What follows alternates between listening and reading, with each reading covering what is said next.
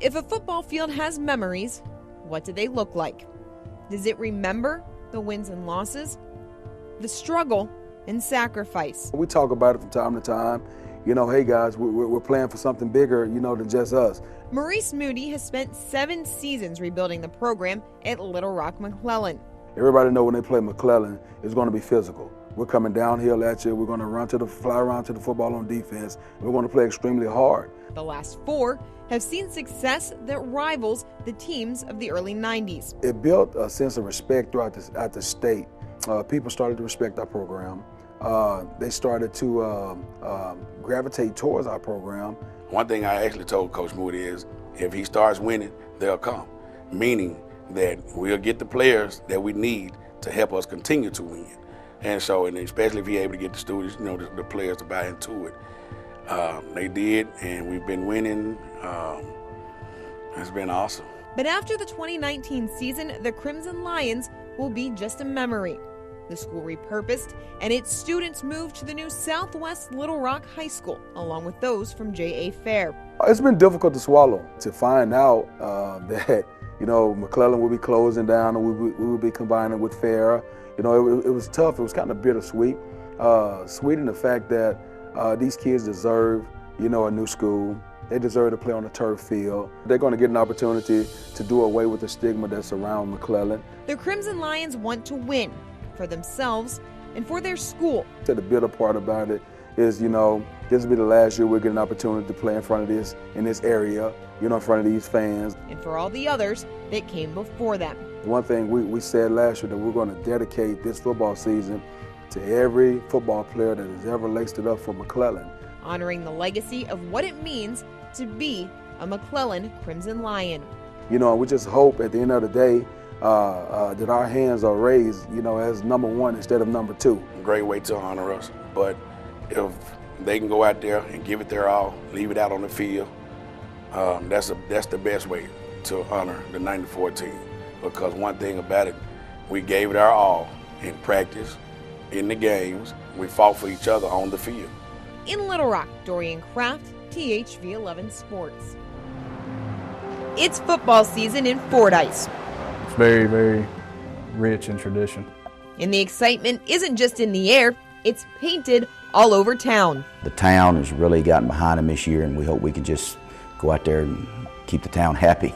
The Redbugs have been playing football here for over a century. The program started in 1904, and there's some really, really big names that come through here and some people that's touched, hundreds and hundreds of lives. And each new generation grows up knowing that one day they'll be a Redbug too. Being in Fordyce, from a young age you're going to get to participate in Redbug football. It's kind of something you can feel. Like I told you, at 5 and 6 years old, we were at the games running around and just watching the older players and the older people at the games, and it's kind of just something that you absorb. Bear Bryant, Jimmy Parker, Larry Lacewell.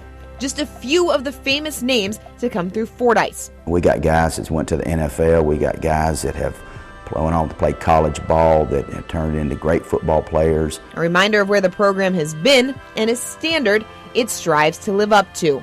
Just being around and growing up here, that kind of infuses that into you. There's something sacred about Friday nights in Fordyce. What I remember most about that would be you'd see, kindergarten, first, second, third graders, and then somebody holding their little kid, that's barely able to stand, and they're holding them like, look, pointing, hey, look, there's so-and-so, he's a Redbug this year, he finally got to move up. And just seeing that atmosphere when you get off the bus, knowing that you were part of something great, even though it's high school football and there's 1,000 things that life's going to throw at you after that, but during that time period in your life, that was one of a huge defining moment that you got to see that you were part of something, and it was awesome. Because win or lose, there's no other team like the Redbugs. We're the only team in the United States of America that are the Redbugs. There's nobody else.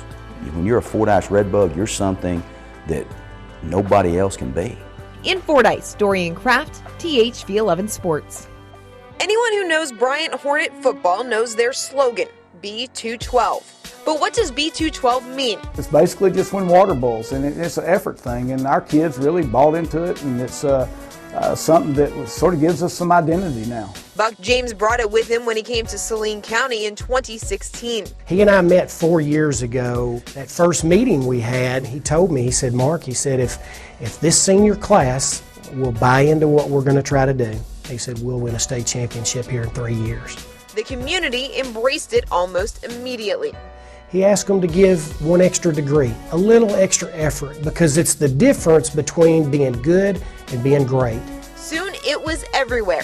But James had no idea how far B212 had spread until the Hornets won their first state title in 2018. I think the day that we went to the state championship practice and we left and gas was $2.18 and we came back and it was $2.12 and our kids went nuts. And I think that was the day that I thought, well, here 212's arrived. I got so many phone calls and text messages. B212 has become the official brand of the Bryant Hornets. Every facet of our district, they all want to be the best at what we do. So it was easy to put that brand out there and people to latch on to it. Because down to the core, everybody wants to be successful. Everybody wants to be the best at what they can do. They just need to be shown a way to do it. And that's what they're learning here. In 2019, they've taken it a step further. Lindsay Fell created Bryant-specific Bitmojis, or rather, Buzzmojis, which are Bryant Hornets in motion that communicate a message of encouragement, school spirit, and kindness. Made with the help of Hornet students, they're a ready reminder to always be their best, to put in that little extra effort. Well, sometimes what stands between you and the success that you're wanting, or you and sharing your gifts to the best of your ability, is just your effort.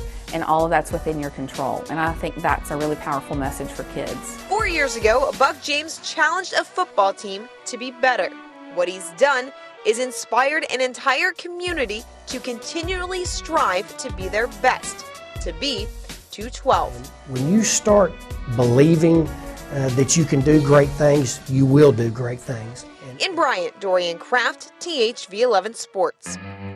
The more that we do this, the more the kids are going to understand, the people that's played here on this field. This is kind of hallowed grounds. It's Thursday at Bauxite. There's game plans to install and film to watch before Friday's game at Ashdown.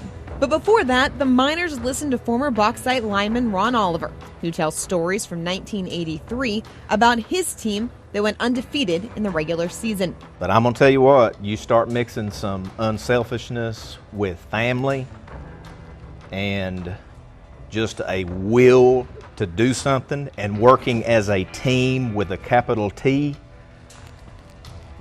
there's nothing you can't do. Every Thursday, Daryl Patton has a former Miner come and talk to the team, to tell them stories, to teach them about the Bauxite tradition. I think it's really important for our kids to understand what they're playing for. The idea came from John Lawrence, a kicker for the Miners from 1979 to 1981. Part of tradition is keeping your history alive. And some of the best football players in the state of Arkansas played on this very football field. This season marks the 100th year of football in Bauxite, a century of tough, hard-nosed competition inspired by the local Miners and the teams that bore their name. The people that were here before us, they've left their mark, they left their legacy, and it's important for our kids to see it. In the early 90s, then head coach John Watson placed a piece of bird's eye bauxite at the entrance to the pit. Daryl Patton makes sure his players touch it before every practice and every game. Bauxite wasn't a white-collar town, never has been. It has been just a blue-collar town, hard work. That's how we make our living. We made it in the plants and the mines. An enduring link between the past and the present. So to see our kids kind of link to that lineage, that heritage, it's just something that makes us proud as a coach. It's family. And you can't have tradition unless you have family, and you have to have a football team for everybody to rally around. And that's what happens. In Bauxite, Dorian Kraft, THV11 Sports.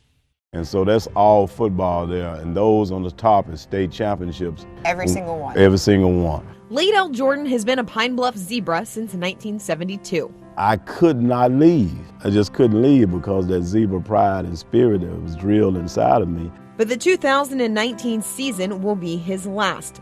Jordan is retiring at the end of the year. I feel like I've contributed as much right now that for as helping the program and the kids I've been involved with. Jordan returned to Pine Bluff as a coach in 1988. Over the last 3 decades, he's been a part of 13 10-win seasons and 6 state championships. But he doesn't define himself by his successes. Being a graduate of Pine Bluff means a whole lot. But what I like and look at the most is how I've touched the athletes. One of those athletes is former Razorback running back Rod Stinson, who took over at his alma mater back in April. When this job came open, many of the people in the community and family and friends all tried to get me to apply for this job. I've had my opportunity and I said, you know, this is Stinson time. And being a fellow who I coached, I wanted to see him be successful. I had an opportunity to meet Coach Jordan in '91. He was one of the junior high coaches over at Jack Roby Junior High School. You know, him instilling that discipline and that work ethic kind of carries over. And, you know, one of the reasons why I wanted to come back and, you know, do the same thing in this district. And I can see some of the things that I done. You know, I can see it was an impact on him because he kind of does some of the same things, and that's a joy to see.